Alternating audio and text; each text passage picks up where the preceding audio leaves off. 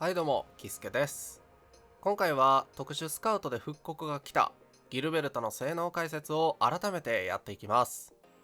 ギルベルタは必殺技のアーツ脆弱、戦技の集敵と圧倒的な汎用性の高さで引く手あまたです。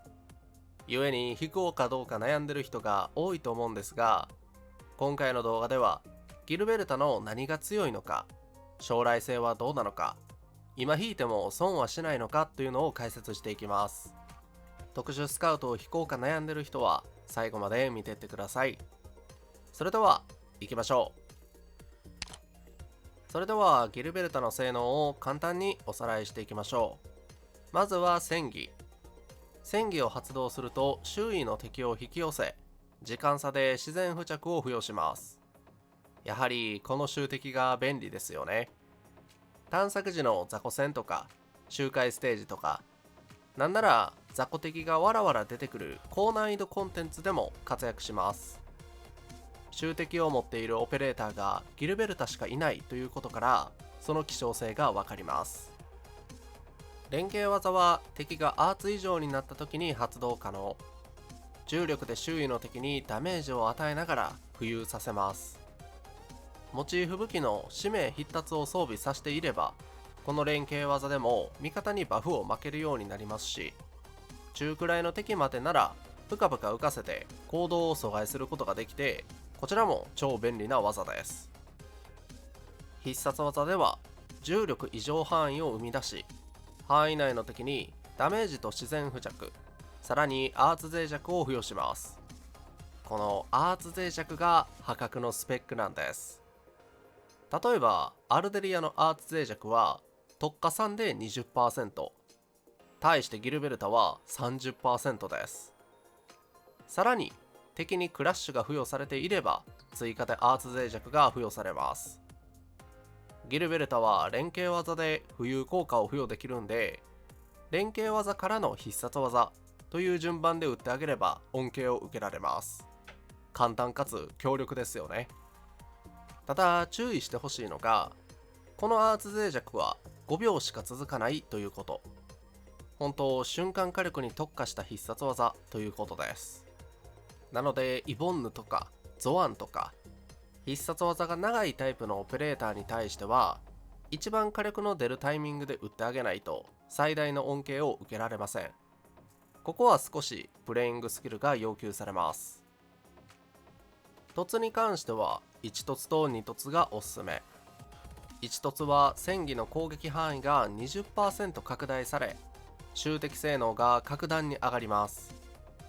ただ無凸のギルベルタを持っていて、1凸するためだけに特殊スカウトを回すというのはもったいないと思います。あくまで便利になるだけなんでね。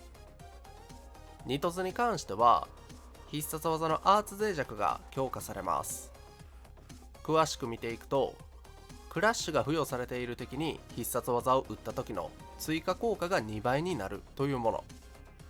さらに敵のクラッシュ段数を計算するとき、1つ追加で計算されるようになります。例えばギルベルタの連携技でクラッシュを付与して必殺技を打つと、2段階のクラッシュを付与されているとみなされ、その分のアーツ脆弱効果が増加するということですね。これはめちゃくちゃ強い。もし1凸のギルベルタを持っていて2凸するために特殊スカウトを引くというのもおすすめできるくらい強いと思います。ここからは育成周りや装備に関して解説していきます。まずスキル育成優先度は必殺技、時点で連携技、時点で戦技、時点で通常攻撃になります。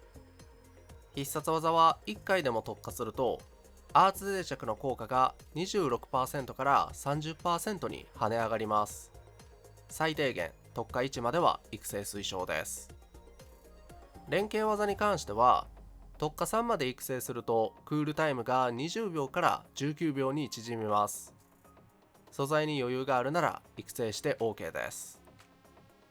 戦技は育成することで吸引力が強くなるなんてことはないですし、火力も大したことないんでランク9で止めてもらって構いません。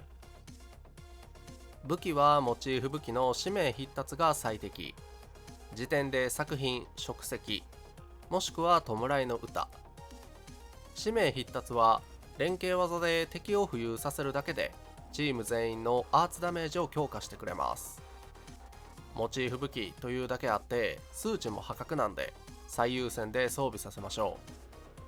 時点の作品職責も戦技で自然付着を付与するだけでチーム全員にバフを負けるんで強いんですが、数値は控えめ。弔いの歌は必殺技を発動するとき自身と属性が異なるオペレーターの攻撃力を強化。現状自然属性で固めるパーティーはないんで選択肢に上がります。装備はルテン4セットもしくは胴体だけ骨砕のマント1を装備して必殺チャージの回復効率を持っていきましょう。ルテン3セット効果は脆弱効果を付与すると味方のダメージを強化してくれますから、ギルベルタは必殺技を打つだけで恩恵を得られます。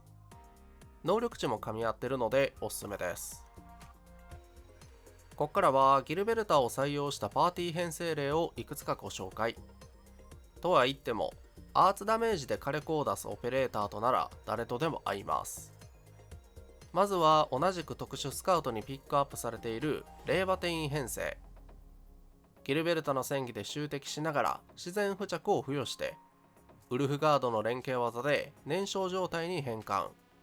そのままレーバテインの連携技発動と雑魚敵を一気に殲滅できます。探索はこのパーティーだけでいいほど完成されてますし、めちゃくちゃ快適です。ボス戦に関してもレーバテインの必殺技発動から豪華を4つ貯めて放つ強化戦技に合わせてギルベルタの必殺技を合わせるだけで火力が出ます。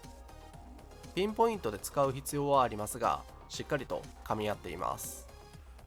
次にロッシュとタンタンを採用したパーティー。ロッシュの連携技に必要なアーツ付着を戦技が高火力のタンタンに任せることで総合的なダメージが跳ね上がり、ロッシュが必殺技を打つタイミングでギルベルタの必殺技を絡めてあげればとてつもないダメージを叩き出すことができます。普段使いではギルベルタの襲撃からタンタンの戦技で一掃、ボス戦では単体火力最高のロッシュで瞬殺と本当隙のないパーティーで完成度が高いです。ロッシュとタンタンという限定オペレーターを2体要求してくるパーティーなんで、組める人は限定的ですがその分強さも別格、超強いパーティーになってます。最後に我らがゾアンを採用したパーティー。ゾアンの必殺技は時間が長くて5秒しかアーツ脆弱を付与できないギルベルタは相性良くないんじゃないかと思うかもしれませんが、まあそんなことはありません。タイミングさえ間違えなければしっかりとダメージを出せます。タイミングとしてはゾアンの総来剣が9本溜まったタイミングですね。過剰とも思えるダメージを叩き出せます。ただゾアンと組ませる場合はギルベルタのモチーフ武器は必須かなと思います。ゾアンの総来剣はそんなポンポン生成できるものでもないんで、総来剣を貯めてる間も火力は出したいですよね。そんな時にモチーフ武器の使命必達の出番ですよ。パーティー全体で感電状態にしやすく、すぐギルベルタの連携技条件を満たせるんでガンガンバフが回ります。ゾアンの準備中も火力を出すために使命必達は欲しいということですね。この他にもイボンヌやラストライトなどアーツダメージを主軸に戦うオペレーターとなら組み合わせることができます。ゾアンのように継続的にダメージを出すアタッカーとも組み合わせられるというのを考えると本当汎用性が高すぎますよね。今後アーツダメージ主軸のアタッカーが実装されるたびに活躍しそうです。以上のことを踏まえてギルベルタは特殊スカウトで引くべきなのかをまとめていきます。まず未所持の管理人は引いていいと思います。やはり汎用性が高すぎるというのと戦技の襲撃が便利すぎます。アタッカーではなくサポーターというのもでかいでしょうね。アタッカーは上位互換のオペレーターが出たりとか、パーツが揃うまで少し時間がかかったりするイメージが強いんですけど、サポーターの上位互換はポンポン出ないイメージです。しかもギルベルタは何かの属性に特化しているというわけではないですから、これも引くべき理由としてはでかいです。例えば灼熱に特化したサポーターが実装されて、令和店員パーティーに居場所がなくなっちゃったと言っても他のパーティーには採用できますから、圧倒的な汎用性を誇るギルベルタが未所持というのはもったいない気がします。持っていないなら引くべきです。次に無凸は持ってて一凸を狙うか悩んでるという人、これは見送っていいかなと思います。一凸効果が集的範囲の拡大だけなんで便利にはなるけど、がっつり天井までガチャを回すというほどでもないかなと思います。それなら次の新オペレーターのために温存してた方がいいです。次に1凸ギルベルタを持っていて2凸にするか悩んでるという人、これは引いていいと思います。やはり2凸の恩恵がでかすぎる。ギルベルタの実装時に凸を追い損ねたという人は追いかけて大丈夫です。引くか引かないかの評価としてはこんなところでしょうかね。未所持は引く、1凸は追いかけない、2凸にするなら引く、こんな感じです。参考にしてください。いかがだったでしょうか。今回は特殊スカウトでピックアップされるギルベルタは引くべきなのかどうなのか解説してみました。こんなに早く復刻が来るとは思わなかったですよね。今後もこの周期で復刻されるのか、それとも今回のバージョンがゾアンだけの実装だったから特殊スカウトを実装したのか、どっちなんでしょうかね。このチャンネルではこれからもエンドフィールドに関する動画を上げていきます。この動画が良かったなと思った方は高評価で応援、チャンネル登録していただけると嬉しいです。最後までご視聴ありがとうございました。さよなら。